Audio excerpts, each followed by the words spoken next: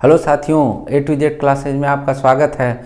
और आज हम लोग मनोविज्ञान के जो चतुर्थ स्तंभ हैं उनके बारे में जानेंगे। जो मनोविज्ञान की कही जाते हैं कि चतुर्थ स्तंभ, इन्हीं के आधार पर मनोविज्ञान खड़ा हुआ है।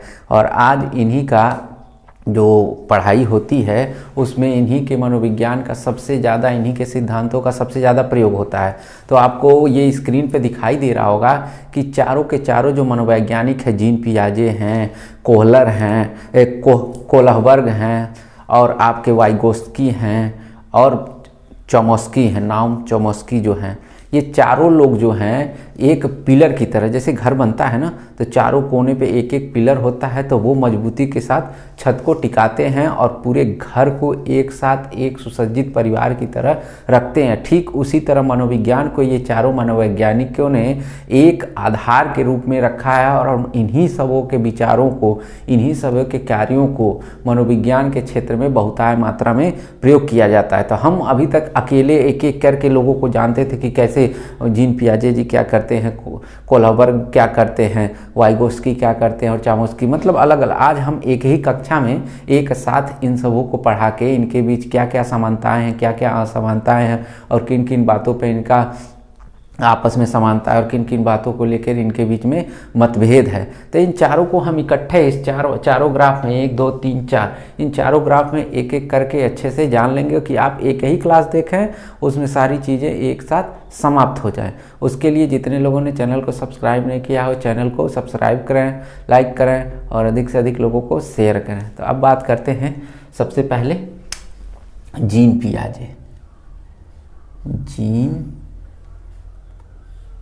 पियाजे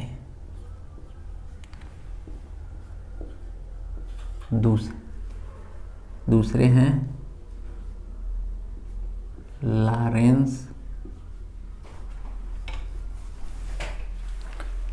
जीन पियाजे, दूसरे हैं लॉरेंस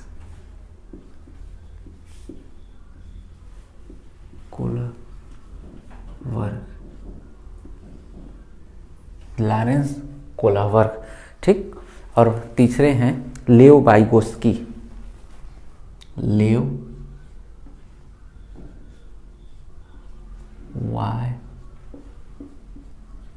वाइगोत्स्की। चौथे हैं नाम चॉम्स्की।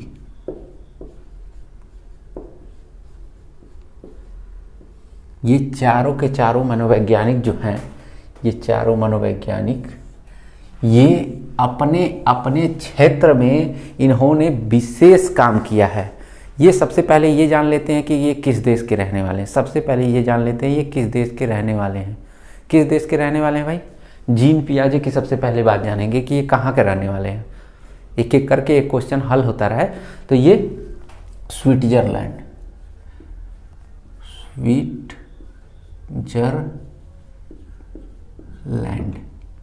ये स्विट्जरलैंड के रहने वाले हैं, ठीक। लॉरेंस कोलहबर्ग कहाँ के रहने वाले हैं?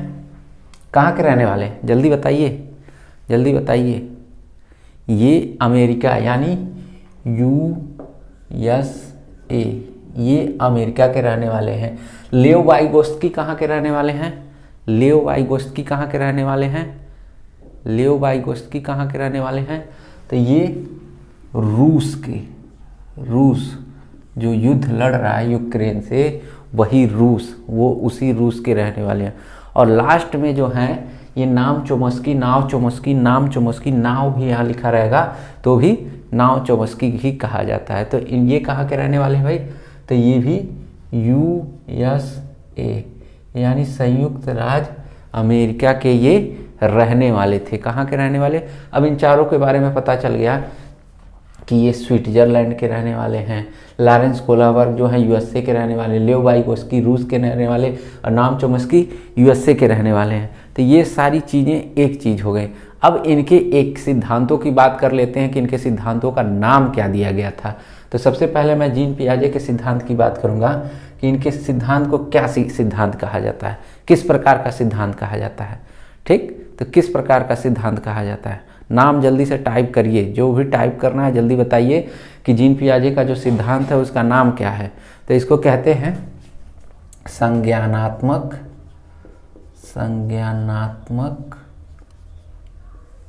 विकास, संज्ञानात्मक विकास का सिद्धांत, संज्ञानात्मक विकास का सिद्धांत।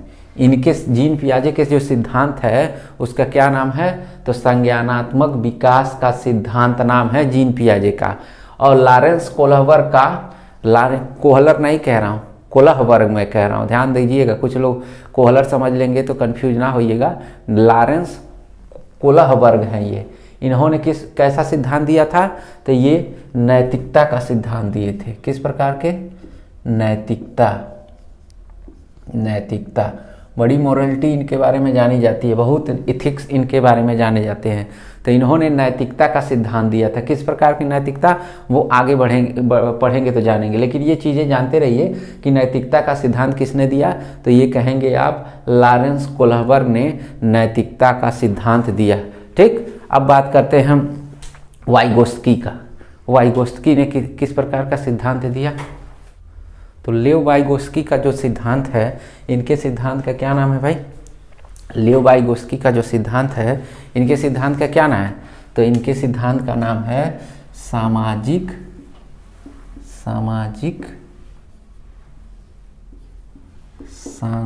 सांस्कृतिक का सिद्धांत। ठीक, और ना चोम्स्की जो हैं, इनके सिद्धांत का क्या नाम है भाई? जो चोम्स्की जी हैं, इनके सिद्धांत का क्या नाम है? तो ये एक भाषा विज्ञान। ठीक, इनके सिद्धांत का नाम है भाषा विज्ञान, चाहे भाषा विचार, चाहे भाषा कार्य, इस तरह के इनके सिद्धांतों को हम कह सकते हैं, जिससे इन्होंने सबसे ज़्यादा कि भाषा किस प्रकार से होती है, किस प्रकार से भाषा को लोगों को सीखते हैं और कौन सबसे ज़्यादा सीखते हैं, इस तरह के भाषाओं के बारे में बताया। तो उसको सिखाने के लिए एक तकनीक होती है, जिस तकनीकी को वो बताते हैं अपने आगे के सिद्धांत में। तो ये अब यहाँ तक तो क्लियर हो गया कि जीन पियाजे का सिद्धांत संज्ञानात्मक सिद्धांत, लॉरेंस कोहलर नैतिकता का सिद्धांत, लेव वाइगोत्स्की सामाजिक सांस्कृतिक सिद्धांत और नाओ चोम्स्की भाषा का सिद्धांत, यानी भाषा विज्ञान का कह सकते हैं कि भाषा का सिद्धांत, ऐसे भी कह सकते हैं। ये थोड़ा आपके लिए और आसान लगेगा कि भाषा का सिद्धांत किसने दिया? तो नाओ चोम्स्की ने दिया। अब बात करते हैं एक एक की। सबसे पहले एक एक की ऐसे पहले हम जीन पियाजे को जान लेंगे, उसके बाद कोहलर को जान लेंगे, उसके बाद लेव वाइगोत्स्की को, उसके बाद चोम्स्की के, उसके बाद आप खुद बताते चलेंगे कि देखिए इसमें ये सिमिलरिटी है, इसमें ये सिमिलरिटी है। तो सबसे पहले संज्ञानात्मक विकास को कितनी अवस्थाओं में बांटा गया? 4 अवस्थाओं में ना। तो इन चारों अवस्थाओं में बांटने से पहले ये एक सिद्धांत के बारे में बात करते हैं। कहते हैं कि पहले विकास होता है, ये कहते हैं कि पहले विकास होता है,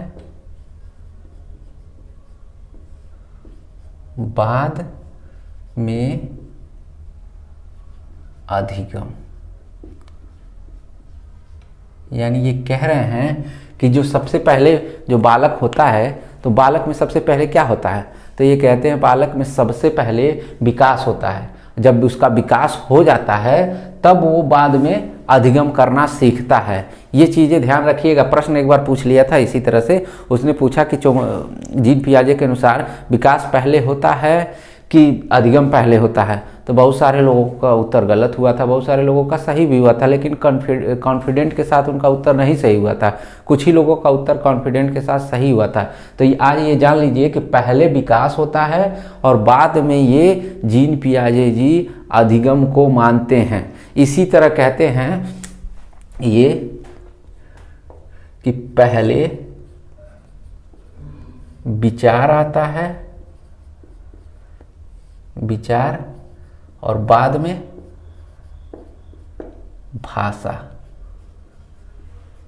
एक और इनका ये कोटेशन आप देखते होंगे, चाहे ये लाइन देखते होंगे, बड़ी फेमस लाइन है। ये कहते हैं कि सबसे पहले जो बालक होता है उनमें सबसे पहले क्या आता है, पहले विचार आता है और बाद में जैसे उसके विचार आ जाता है, वो सोचे विचार उसके दिमाग में आइडियाज आ जाते हैं तो वो भाषा के माध्यम से अभिव्यक्त करता है। यानी यहाँ पे ये मैं जीन पियाजे द्वारा कहा जा रहा है कि पहले विचार आ रहा है और बाद में किसी चीज़ को वही विचार हम भाषा के माध्यम से अभिव्यक्त कर रहे हैं। ठीक, तो पहले ये विचार आया, बाद में भाषा। और एक और प्रश्न पूछ लिया था इसी तरह से करके कि विकासात्मक मनोविज्ञान के पितामह या जनक किसे कहते हैं, तो इन्हीं को कहते हैं विकासात्मक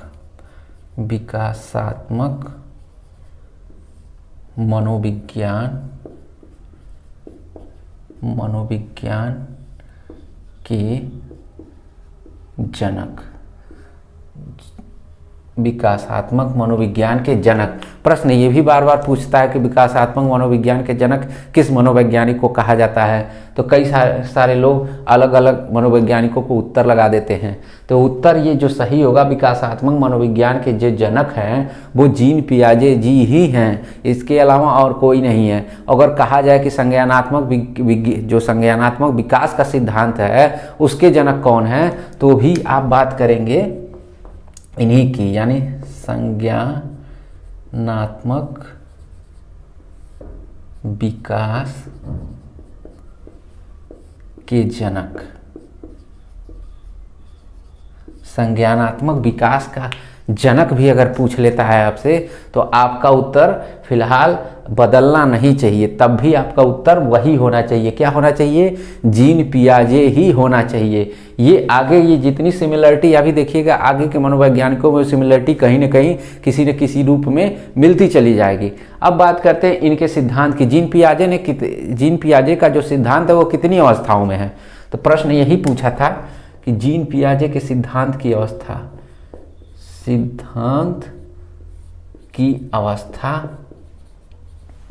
तो कितनी है, 4 अवस्था है। कितनी है, 4 अवस्थाओं में इनके सिद्धांत की अवस्थाओं को 4 अवस्थाओं में विभक्त किया गया है। सबसे पहला क्या है, सबसे पहला संवेदी पेशीय अवस्था। इसकी एज क्या डिफाइन की गई है, तो जन्म से 2 वर्ष, जन्म से 2 वर्ष। दूसरा क्या है,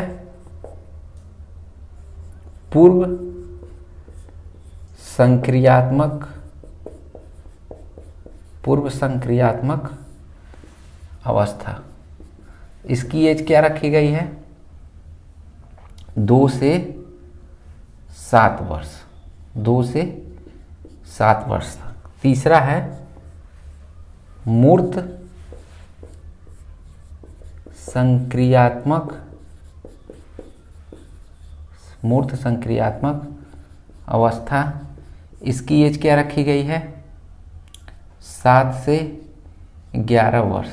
ठीक, और लास्ट है अमूर्त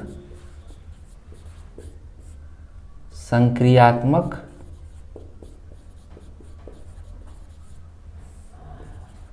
अवस्था, जिसकी एज रखी गई है 11 से 16 वर्ष।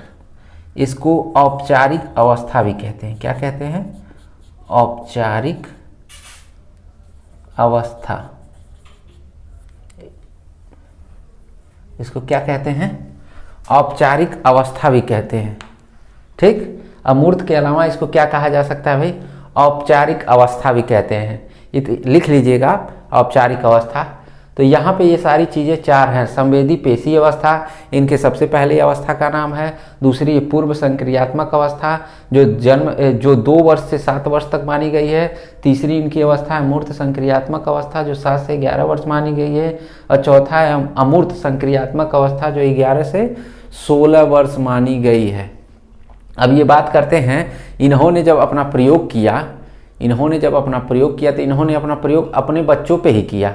किस पे किया, अगर इनका प्रयोग पूछे कि इन्होंने अपना प्रयोग किस पे किया, तो कहे आपका उत्तर होगा इन्होंने अपना प्रयोग अपने बच्चों पे ही किया। ठीक, पेस्टोलॉजी जिस तरह अपने बच्चों पे उन्होंने प्रयोग किया, ठीक उसी तरह जीन पियाजे ने जी भी, अगर ये प्रश्न पूछे कि कौन सा मनोवैज्ञानिक ऐसा है जो अपने बच्चों पर प्रयोग किए हैं, एक जीन पियाजे का नाम दे दें, एक पेस्टोलॉजी का नाम दे दें, तो दोनों एक साथ हों तो उत्तर बिल्कुल सही होगा। कंफ्यूज मत होइएगा, इन्होंने भी अपने बच्चों पर प्रयोग किया और पेस्टोलॉजी ने भी प्रयोग किया। अब बात करते हैं इनके एक एक संज्ञानात्मक अवस्था की। तो संज्ञान क्या होता है भाई? संज्ञान होता क्या है? कहते हैं कि संज्ञान वह ज्ञान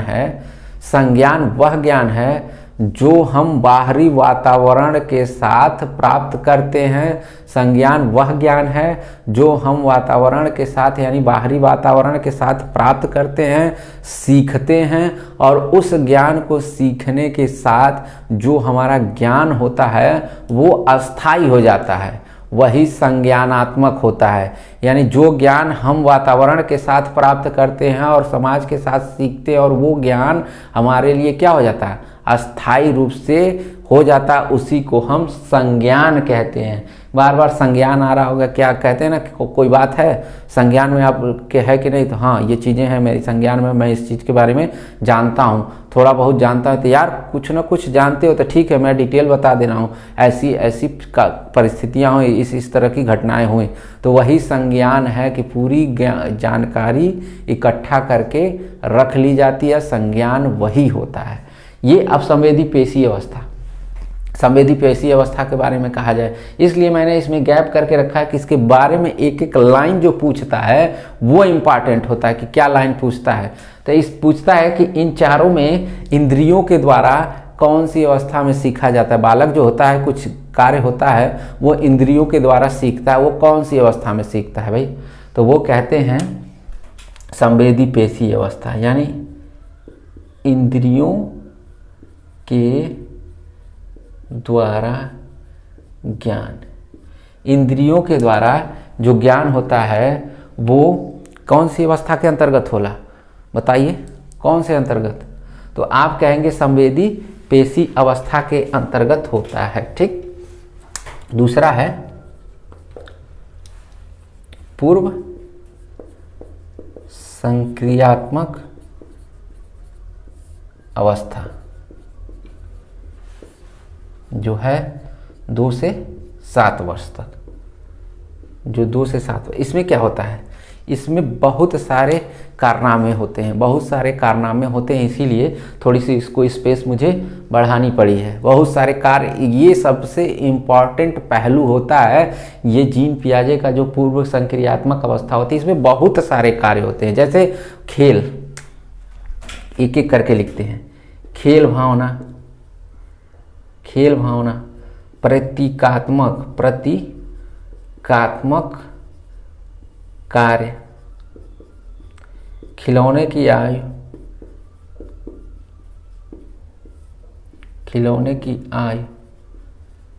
वस्तु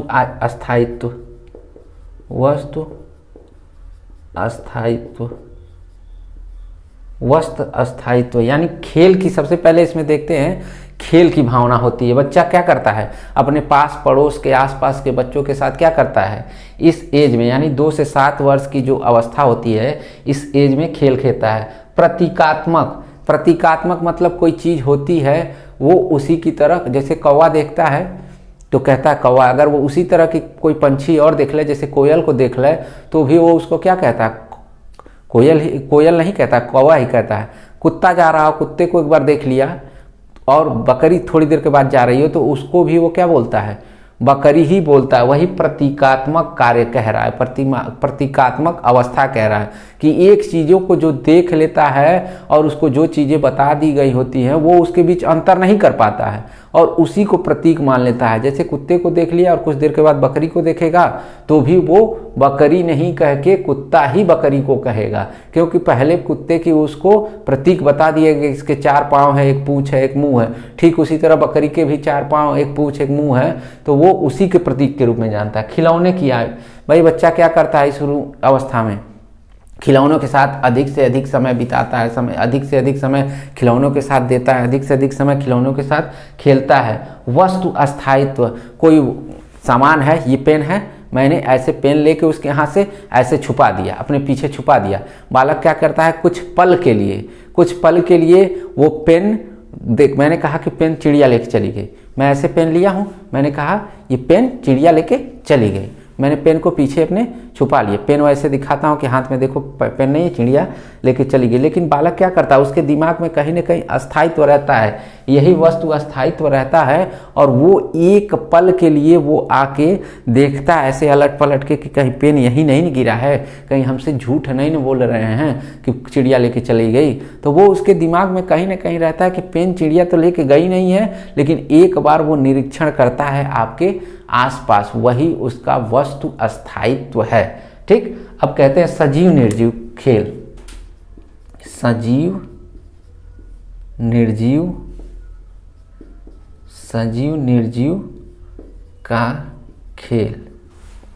सजीव निर्जीव का खेल क्या करता है भाई, इसमें क्या होता है कि ये वो उसके पास एक डॉल होती है, डॉल के साथ बैठता है, डॉल के साथ खाना खाता है, डॉल को भी खाना खिलाता है, डॉल के साथ सोना पसंद करता है, मतलब एक गुड़िया होती है, उसी के साथ खाना, उठना, बैठना, सोना, यानी वो भी जानता है उसके अंदर सजीवता पाई जाती है। क्यों? क्योंकि वो कहता है कि उसको भी खाना खिला दीजिए, इसको भी सुला दीजिए, इस डॉल को भी नहला दीजिए, वो सारी चीज़ें उसके साथ बालक करता है। किस अवस्था में? ये पूर्व संक्रियात्मक अवस्था के अंतर्गत ही ये सारी चीज़ें होती हैं। अब मूर्त संक्रियात्मक अवस्था, मूर्त संक्रियात्मक अवस्था, मूर्त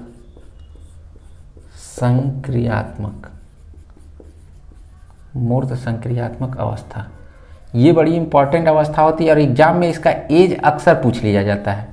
एज कि इसकी एज क्या होती है। मूर्त संक्रियात्मक अवस्था की जो पूछा जाने वाला प्रश्न होता है, ये एज पूछता है कि मूर्त संक्रियात्मक अवस्था की एज कितनी मानी गई है। तो आप कहेंगे 7 से जो 11 वर्ष होता है, यही मूर्त संक्रियात्मक अवस्था की एज होती है। इसमें क्या होता है भाई, एक प्रश्न बहुत बार पूछा गया है, बहुत बार पूछा गया है। वो प्रश्न क्या है, चिंतन और तर्क करना बालक किस अवस्था में शुरू करता है। ये चारों अवस्थाएं दी रहेंगी और उसमें यही प्रश्न पूछता है कि चिंतन और तर्क करना बालक किस अवस्था में शुरू करता है। तो आप यही कहेंगे कि मूर्त संक्रियात्मक अवस्था में, यानी चिंतन व तर्क करना, प्रारंभ करना शुरू करता है, एकदम पूरी तरह परिपक्व नहीं होता है, शुरू करता है, यानी बिगिनिंग यहाँ से इसका स्टार्ट होता है, शुरुआत करता है, यानी चिंतन व तर्क करना इस अवस्था के अंतर्गत शुरू करता है। जैसे मैंने उससे कहा कि अभी टाइम कितना हो रहा है, ठीक, तो वो कहेगा कि अभी 6:30 हो गए हैं, 6:35 हो गए हैं, 6:40 जो टाइम बताते हैं, यानी वो सोच रहा है, समझ रहा है कि टाइम क्या हो रहा है, कैसे टाइम बताया जाता है, वो चीज़ें घड़ी देख के वो बता देता है। तो वही उसका चिंतन व तर्क करना प्रारंभ होता है। और लास्ट में होता है अमूर्त संक्रियात्मक अवस्था, अमूर्त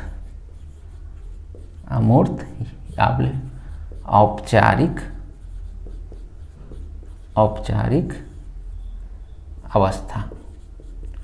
और इसकी एज भी पूछी जाती है कई बार, 11 से 16 वर्ष इसकी एज को निर्धारित किया गया है।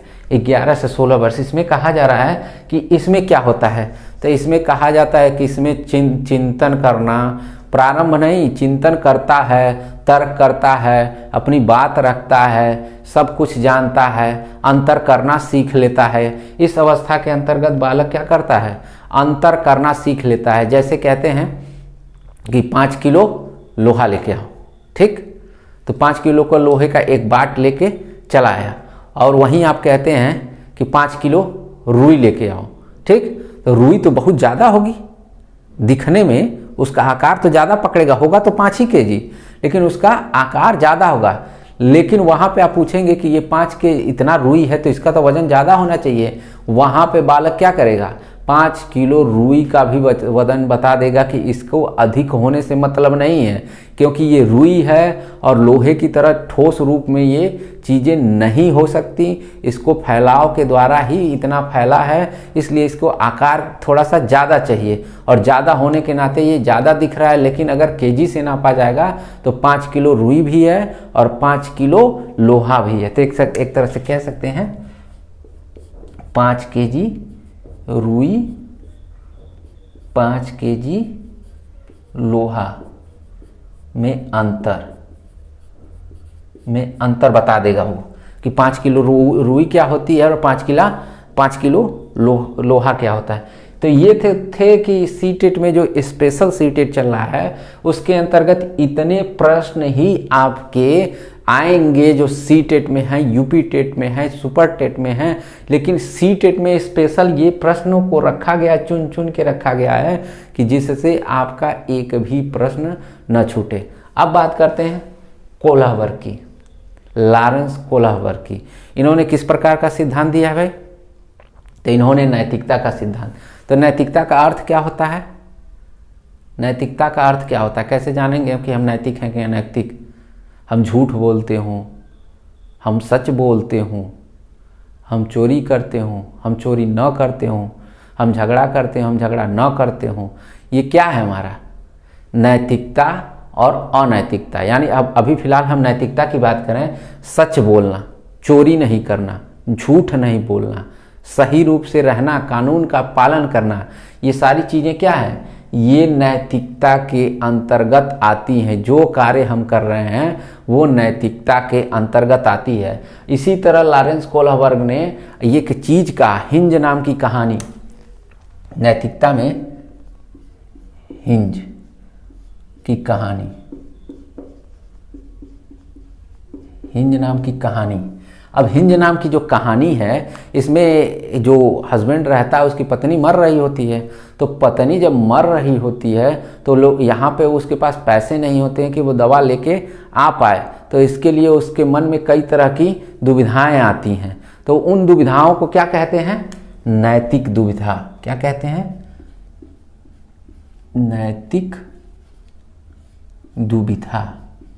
नैतिक दुविधा का मतलब, नैतिक दुविधा का मतलब, नैतिक दुविधा का मतलब कि क्या सही है और क्या गलत है। चोरी करना तो भाई गलत है कि नहीं है?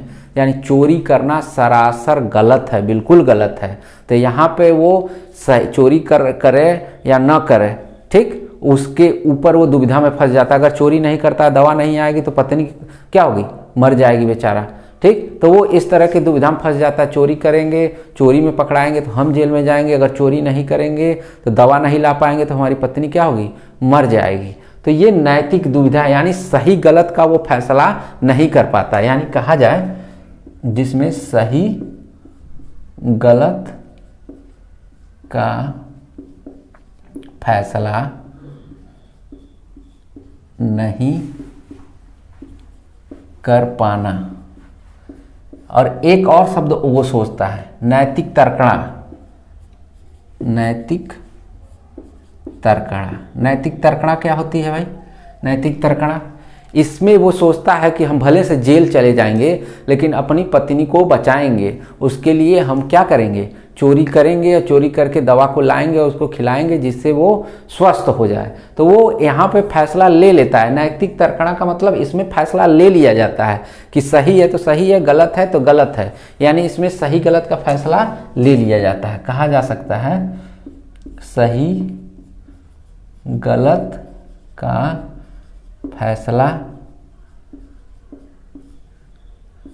ले लेना। जो सही गलत का फैसला बिल्कुल ले लेगा, क्या हमारे लिए सही होगी, क्या हमारे लिए गलत होगी, वो नैतिक तर्कणा कहलाती है। नैतिक दुविधा जिसमें हम सही गलत का फैसला नहीं कर पाते हैं, ठीक। अब इसमें कहते हैं कि इनके सिद्धांत में एक सबसे बड़ी कमी रही कि ये महिलाओं को वेटेज नहीं देते हैं। प्रश्न यही पूछ लिया था सीटेट में कि ये किस सिद्धांत में, इन चारों के सिद्धांत में कौन ऐसा मनोवैज्ञानिक है जो महिलाओं को कम महत्व देता है, यानी महिलाओं को कम प्राथमिकता देता है।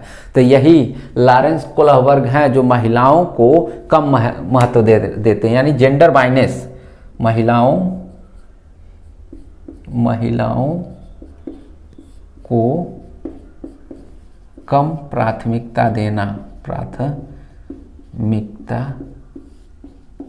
देना। आप देखते होंगे इसमें जेंडर बाइनेस वाला यानी लिंग रूढ़िगत प्रश्न आते हैं। वो किससे आते हैं? इन्हीं से आते हैं कि महिलाओं को सबसे कम प्रभावी, यानी महिलाओं को सोच के कि ये कौन से प्रश्नों को देते हैं, सोचने की क्षमता किसमें अधिक होती है, तो ये मानते हैं पुरुषों में ही सब सोचने की, करने की क्षमता अधिक होती है, महिलाओं में सोचने समझने की क्षमता कम होती है। भाई ये किसने कह दिया? वो भी तो डॉक्टर बन रही हैं, आप भी तो डॉक्टर बन रहे हैं, वो भी इंजीनियर, वो भी इंजीनियर, वो भी डीएम, वो भी डीएम। तो इन्होंने इस चीज़ को नहीं माना। इन्होंने महिलाओं को कहा है कि जो काम पुरुष कर सकते हैं वो महिलाएं नहीं कर सकती हैं। तो इसमें कहा जाता है जेंडर बाइनेस। जेंडर बाइनेस यानी लिंग पक्षपात। लिंग पक्षपात का आरोप किस पे लगता है? तो लॉरेंस कोहलबर्ग पे महिलाओं के प्रति लिंग पक्षपात का आरोप लगता है। अब इनके हम सिद्धांत की बात कर लेते हैं। इन्होंने कितनी सिद्धांत दिए?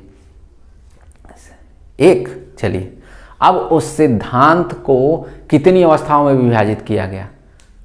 इनके सिद्धांत को कितनी अवस्थाओं में नहीं, इनके सिद्धांत को कितने स्तरों में, अवस्था नहीं, इनके सिद्धांत को कितने स्तरों में बांटा गया? तो 3 स्तरों में। और इनके सिद्धांत को कितने अवस्थाओं में बांटा गया? तो 6 अवस्थाओं में। ध्यान रखिएगा, अगर स्तर पूछे, लॉरेंस कोहलबर्ग के सिद्धांत का स्तर पूछे तो 3 कहिएगा, अगर अवस्था कहता है तो 6 कहिएगा। ठीक, जैसे इनकी अवस्था, जीन पियाजे की अवस्था 4 कहे हैं, उसी तरह पूछे कि देखिए अवस्था में 4 इनका है और लॉरेंस कोहलबर्ग की जो अवस्था है नैतिकता का वो 6 है। ठीक, लेकिन स्तर पूछता है तो 3 है। हम तीनों की बात कर लेना बारी बारी से, थोड़ी से जल्दी में, कि पहला क्या है? पूर्व नैतिकता स्तर।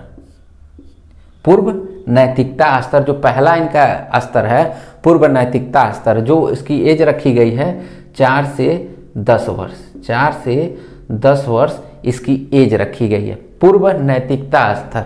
ठीक, अब पूर्व नैतिकता स्तर में ये रूढ़िगत बातों को मानते हैं, तो लिख लेते हैं रूढ़िगत, पूर्व रूढ़िगत नैतिकता स्तर। दूसरे पे लिखते हैं रूढ़िगत नैतिकता स्तर। तीसरा है इनका उत्तर रूढ़िगत नैतिकता।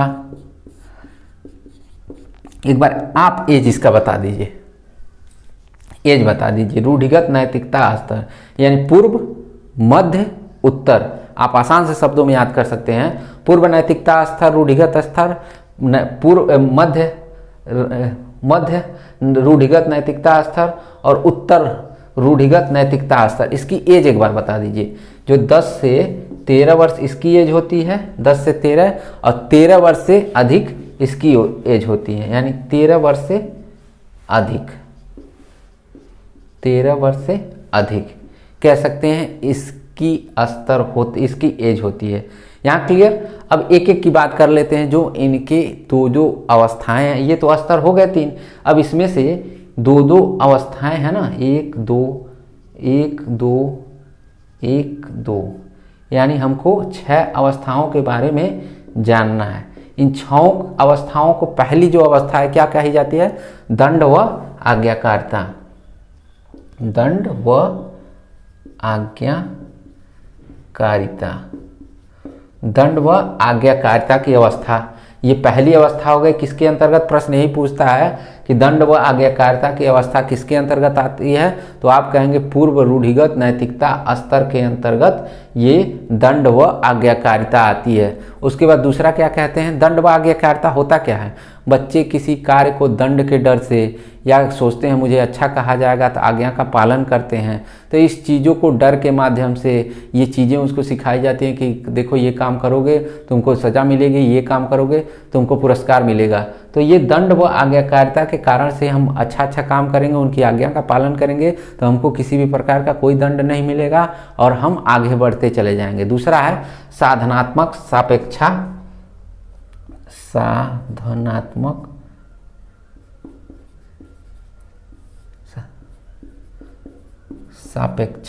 सापेक्षता की अवस्था। साधनात्मक सापेक्षा की अवस्था, इसमें क्या होता है भाई? इसमें कहा जाता है कि अगर हमको जो जैसा हमारे साथ करेगा हम भी उसके साथ वैसा ही आचरण करेंगे। अगर तुमने मुझे 2 थप्पड़ मारा तो मैं भी तुमको 2 थप्पड़ मारूंगा। आप मुझे गाली दोगे मैं भी आपको गाली दूंगा। आप आईएएस बनोगे मैं भी आईएएस बनूंगा। आप टीचर बनोगे मैं भी टीचर बनूंगा। तो इसको एक लाइन में कह सकते हैं साधनात्मक सापेक्षता की अवस्था के मतलब किसके साधना करते हैं, किसके सापेक्ष, किसके बराबर। तो हम कह सकते हैं कि जैसे को तैसा, एक लिख सकते हैं हाँ, जैसे को तैसा, मतलब जो जैसा हमारे साथ व्यवहार करेगा हम भी उसके साथ वैसा ही व्यवहार करेंगे। अगर अच्छा हमारे साथ व्यवहार करेगा हम भी अच्छा व्यवहार करेंगे, अगर बुरा व्यवहार करेगा तो हम भी बुरा व्यवहार करेंगे। ठीक, अब बात करते हैं रूढ़िगत नैतिकता स्तर। रूढ़िगत में पहला क्या आता है भाई? अच्छा बनना। अच्छा बनना, लड़के अब एक लड़की। इसमें क्या होता है? बालक क्या होता है? अच्छा बनना चाहता है। लड़का या लड़की होता है वो क्या करता है? रूढ़िगत, हमको अच्छा बनना है, लोगों की नज़रों में अच्छा बनना। गलत कार्य करता है लेकिन सोचता है कि कोई जाने ना, हम अच्छे बने रहें, लोगों के सामने अच्छे रूप में ही आएँ। ठीक, कानून व्यवस्था की उन्मुखता, कानून व्यवस्था की उन्मुखता, यानी दूसरी जो इसकी अवस्था है कानून व्यवस्था की उन्मुखता। इसमें कहता है कि हम नियम कानून का पालन करेंगे, जैसे नियम कानून बनाए गए हैं, जैसे हमारे समाज की सांस्कृतिक व्यवस्थाएं बनाई गई हैं हम उसी के अनुसार कार्य करेंगे तो भी हमारा रूढ़िगत नैतिकता स्तर बना रहेगा। जो हमारे दादा परदादा करते चले आए हैं, अच्छा काम करते चले आए हैं, हम भी वैसे ही अच्छे काम करेंगे, बुरे कार्यों को छोड़ देंगे। तो यही कहता है कानून व्यवस्था की उन्मुखता, यानी जिस तरह का आज का, पहले के समय में कानून थोड़ा सा कमज़ोर था, आज के डेट में कानून क्या है? बहुत तगड़ा है, बहुत अच्छा है। तो ये नहीं कि पहले की तरह कानून मान के काम करेंगे, नहीं, आज का जो कानून है उसके अनुसार ही कार्य करेंगे, इसी की व्यवस्था के अंतर्गत कार्य करेंगे। ठीक, अब बात करते हैं इसके सबसे लास्ट वाला उत्तर रूढ़िगत नैतिकता स्तर। उत्तर रूढ़िगत नैतिकता स्तर के पहला क्या है? सामाजिक अनुबंध। सामाजिक अनुबंध। सामाजिक अनुबंध क्या होता है भाई? जो समाज में जैसे चला आ रहा है हमको वैसा ही करना, उसमें हम किसी प्रकार का इंटरफेयर नहीं करेंगे, अपने तरफ से कुछ भी उसमें नया जोड़ेंगे नहीं, कुछ भी नहीं जोड़ेंगे। तो वो हमारा क्या होगा? सामाजिक अनुबंध हो गया। और अपने विचारों से चलना, कहते हैं ना सार्वभौमिक नैतिकता। सार्वभौमिक नैतिकता, इसमें क्या होता है? सामाजिक अनुबंध में जैसा समाज कहता है हम समाज के अनुसार ही काम करते हैं, समाज के द्वारा ही कार्य करते हैं, समाज के द्वारा बनाए गए नियमों का कार्य करते हैं। यहाँ पे कहता है दूसरा जो इसका अवस्था है सार्वभौमिक नैतिकता की अवस्था। इसमें कहता है भाई हम समाज के द्वारा जो नियम बनाए गए हैं उससे हट के थोड़ा सा काम करेंगे। जैसे किसी का एक्सीडेंट हो गया है तो हम ये नहीं सोचेंगे कि वो मेरा घर का नहीं है, चाहे मेरे पड़ोस का नहीं है, चाहे मेरे गांव का नहीं है, चाहे मेरे ज़िले का कोई भी हो, मैं उसकी सहायता करूंगा तो करूंगा, चाहे उसके लिए मुझे जो करना होगा। नया शर्ट मैंने पहना है, मैं सोचूं कि मेरा नया शर्ट ख़राब हो जाएगा, उसका ब्लड लग जाएगा मेरे शरीर शर्ट पे ख़राब हो जाएगा, तो ये इस तरह की चीज़ों को मैं बिल्कुल अलग हटा दूंगा क्योंकि मेरी सार्वभौमिकता नैतिकता पाई जाती है। इस तरह के लक्षणों को रख के हम कानून को तोड़ के भी काम करते हैं। भले से सिग्नल पर खड़े हों, ठीक, रेड लाइट जली हो और आगे किसी का एक्सीडेंट हो गया हो, गिर गया हो, तो हम रेड सिग्नल का वेट थोड़ा करेंगे, उस सिग्नल को तोड़ के उस जाके आदमी की हेल्प करेंगे। भाई सिग्नल को तोड़ के अगर उसकी हेल्प करते हैं, बाद में जो होगा सिग्नल का फाइन हम भर लेंगे, लेकिन अगर उसकी जान बचा लेते हैं तो वो सार्वभौमिक नैतिकता के अंतर्गत आता है। ठीक, तो ये चीज़ें हैं लॉरेंस कोल्हवर की। तो इसमें देखिए ये 4 अवस्थाओं की इसमें सिमिलरिटी है। इसमें 4 अवस्थाएं थी, इसमें 6 अवस्थाएं थी। इसमें एक भी स्तर नहीं है, इसमें 3 स्तर हैं। अब बात करते हैं लेव वाइगोस्की, जो रूस के रहने वाले भाई।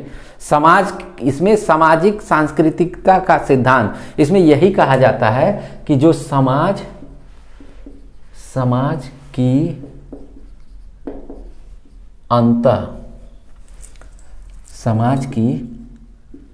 अंतः क्रिया से सीखना। भाई हम समाज में रहते हैं तो समाज के द्वारा जो के बीच जो कार्य होता है, समाज के जो कार्य होते हैं, हम किसके बीच सीखते हैं? समाज में रह के ही सीखते हैं कि जंगल में रह के सीखते हैं? मोगली थोड़े हैं कि जंगल में रहेंगे तो बाघों के साथ, चिड़ियों के साथ, पेड़ों के साथ, जानवरों के साथ उस तरह का बिहेव करना सीख लेंगे। अगर हम समाज में रहते हैं तो समाज के अंतःक्रिया करके, समाज के साथ कार्य करके, समाज के व्यवहार का कार्य करके हम सामाजिकता सीख लेंगे। वो किस तरह से? सामाजिक अंतःक्रिया के द्वारा। सामाजिक क्रिया के अंत में कहा जाता है सामाजिक क्रिया के अंत के बाद विकास होता है। विकास होता है। इसमें कहता है सामाजिक क्रिया सबसे पहले होती है, उसके बाद ही विकास होना शुरू करता है। लेकिन यहाँ पे देखिए, पहले विकास होता है और बाद में अधिगम, यानी हमारी जो सामाजिक क्रियाएं होती हैं वो बाद में हो रही हैं। पहले जीन पियाजे के सिद्धांत में विकास पहले हो रहा है और बाद में अधिगम, यानी सामाजिक क्रियाएं बाद में हो रही हैं। यहाँ पे देखिए, सामाजिक क्रियाएं के अंत के बाद ही विकास होता है, यानी यहाँ पे जो विकास है ये बाद में होता है और अधिगम क्या हो रहा है? यहाँ पे पहले हो रहा है। ये लेव वाइगोस्की में देख लीजिए, पहले अधिगम हो रहा है, बाद में विकास हो रहा है, क्योंकि इसमें जेडपीडी पाया जाता है। जेडपीडी बहुत बार नाम सुने होंगे। जेडपीडी क्या होता है? Zonal of proximal development.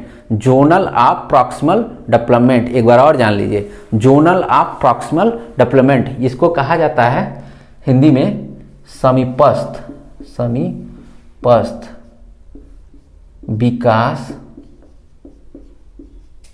का क्षेत्र। मतलब आप कितने नजदीक हैं सीखने के लिए, आप कितने जल्दी सीख रहे हैं। जैसे हम बिना किसी की सहायता से किताब को पढ़ लेते हैं, आराम से पढ़ लेते हैं, लेकिन हमको दूसरी लैंग्वेज सीखनी हो, हम हिंदी आराम से अपने बिना किसी के सिखाए हम आराम से हिंदी को अच्छे से पढ़ लेते हैं। लेकिन अगर वहीं दूसरी लैंग्वेज मुझे सीखनी हो तो क्या करना होगा?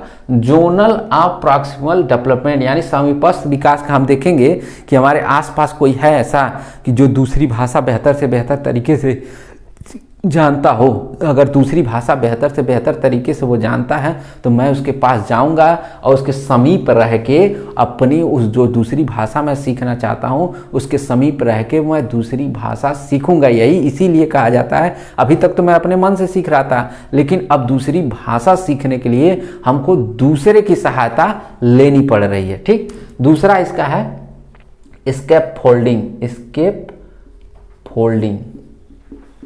स्केप फोल्डिंग क्या होता है भाई? पाड़ या ढांचा। इसमें क्या होता है भाई? इसमें ये कहा जाता है कि अभी तक तो हम साइकिल चला रहे थे, गिर जा रहे थे, साइकिल चला रहे हैं, गिर जा रहे हैं, साइकिल चला रहे हैं, गिर रहे हैं।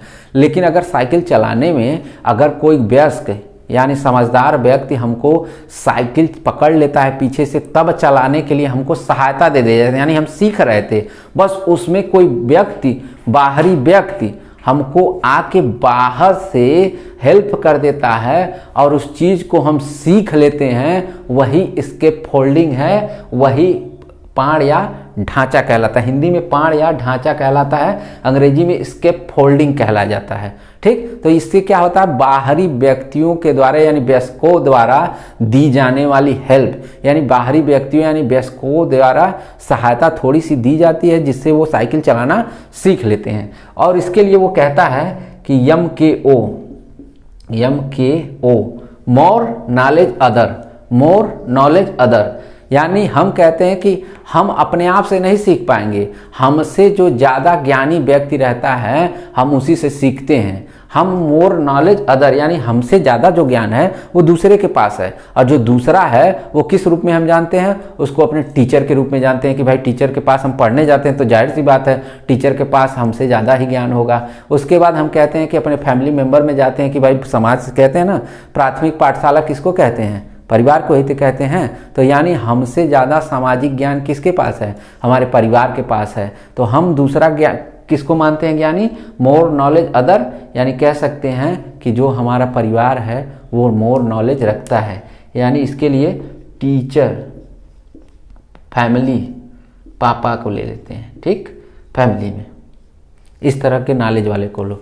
अब फिर इसमें कहते हैं भाषा व चिंतन अलग अलग होता है। इसमें भाषा व चिंतन क्या होता है, अलग अलग होता है। भाषा व चिंतन अलग अलग होता है, मतलब भाषा अलग होती है और सोचना जो होता है वो अलग होता है। क्यों?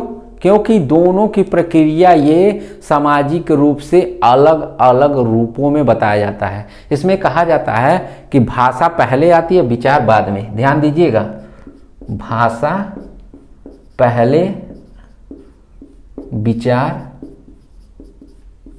बाद में। ये देखिए, और यहाँ पे देखिएगा पहले विचार बाद में भाषा।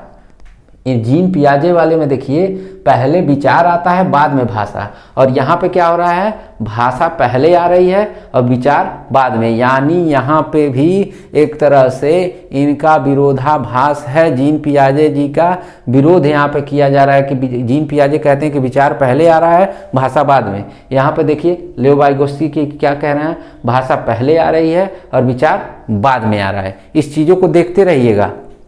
ठीक, अब बात करते हैं हम नाम चोमस्की, भाषा का जो सिद्धांत दिया था नाम चोमस्की। तो ये कहते हैं कि भाषा सीखना जन्मजात होता है, यानी भाषा सीखना जन्मजात होता है।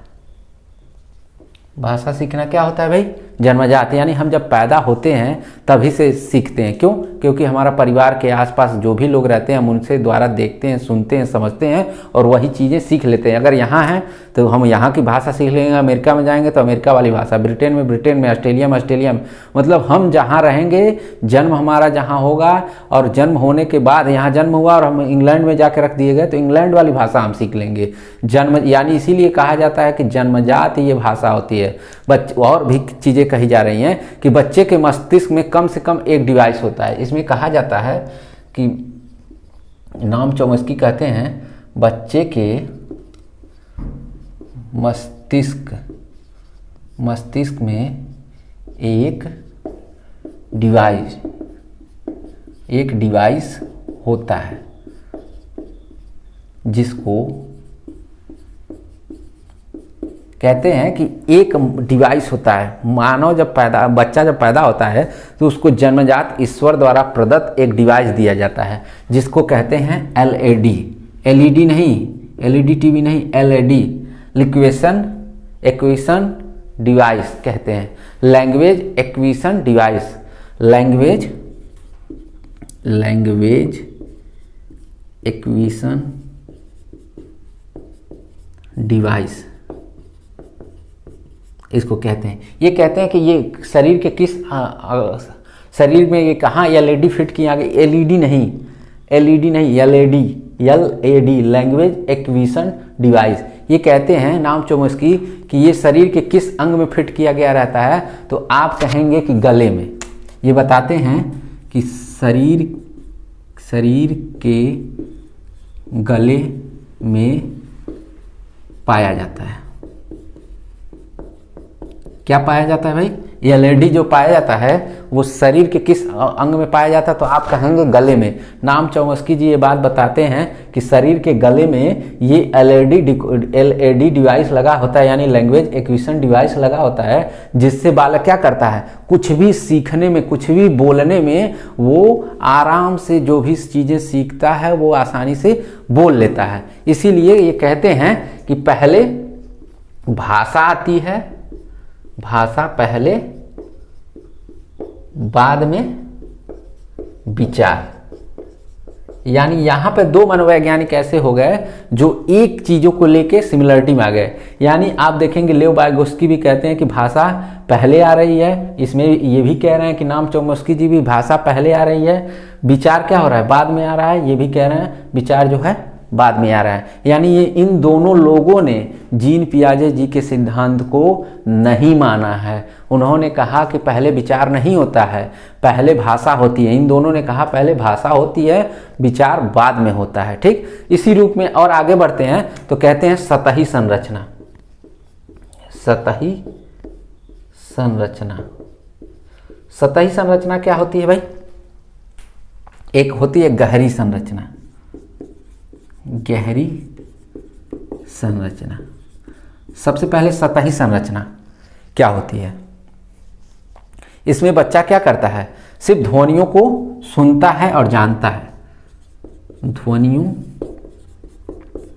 को सुनना व जानना, लेकिन अर्थ नहीं पता होता है। इसमें कहा जाता है सतही संरचना में कि बालक को सिर्फ सारी ध्वनियों के बारे में पता रहता है, लेकिन वो उसको जानता भी है, लेकिन वो कौन सा सीटी बजा रहे हैं, ध्वनि आई, एक तरह इस तरह की आवाज़ आई, लेकिन वो नहीं जान पाता है कि सीटी की आवाज़ है। कोई हॉर्न की आवाज़ आई, हॉर्न की आवाज़ उसको सुनाई दी कि हॉर्न की आवाज़ सुनाई तो दे दिया कि एक आवाज़ आई, सॉन्ग की तरफ का आया, तो वो जान लेता है, लेकिन वो उसको बता नहीं पाता कि हॉर्न की आवाज़ है। उसके बारे में उसको उसका अर्थ पता ही नहीं होता है कि उसको हॉर्न कहा जाता है। लेकिन वही गहरी संरचना में इसमें क्या होता है, अर्थ पता होता है, अर्थ पता होता है। क्या अर्थ पता होता है भाई? कि सॉन्ग चल रहा है, कि कोई रो रहा है, कि कोई चिल्ला रहा है, कि कोई बात कर रहा है। इस तरह की तमाम ध्वनियों के बारे में गहरी संरचना के माध्यम से ये सारी चीज़ें बताई जाती हैं। तो ये तो थे जीन पियाजे, लॉरेंस कोहलर, लेव वाइगोस्की और नाम चौमस्की। ठीक, नाम चौमस्की के बारे में ये दिया गया। तो इसके लिए आप स्क्रीनशॉट ले लीजिए, अच्छे से ले लीजिए। और ये चारों के चारों मनोवैज्ञानिक जो चतुर्थ स्तंभ हैं एक साथ यहाँ पे समाप्त होते हैं। और इनका स्क्रीनशॉट, आई होप आप लोगों ने स्क्रीनशॉट इसका ले लिया होगा और आप एक नोट्स के माध्यम से, एक आसान से शब्दों के माध्यम से इस चीज़ों को जान लेंगे। और ये क्लास हमारे नियत समय से आपको मिल जाएंगी। और अधिक से अधिक इस क्लास को अधिक से अधिक प्यार दें और अधिक से अधिक लाइक करें, अधिक से अधिक लोगों को शेयर करें, जिससे एक ही क्लास के माध्यम से ये चारों के चारों चतुर्थ स्तंभ जो हैं मनोविज्ञान के एक साथ सीख लें, वो भी एक अंतर के साथ। तब तक के लिए धन्यवाद।